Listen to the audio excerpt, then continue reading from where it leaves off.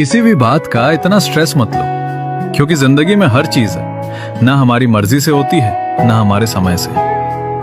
कभी कभी हम बहुत कोशिश करते हैं सब कुछ जल्दी पाने की, कुछ रिश्तों को बचाने की, कुछ सपनों को पकड़ के रखने की, लेकिन फिर भी चीजें वैसी नहीं होती जैसी हम चाहते हैं। तब समझ आता है कि ना किस्मत से ज्यादा कुछ मिलता है और ना वक्त से पहले। जो तुम्हारा है वो तुम्हें ढूंढते हुए भी तुम्हारे पास आ जाएगा, और जो तुम्हारा नहीं है उसे कितना भी रोक लो, एक दिन वो दूर चला ही जाएगा। इसलिए हर बात पे परेशान होना छोड़ दो, थोड़ा सब्र रखो।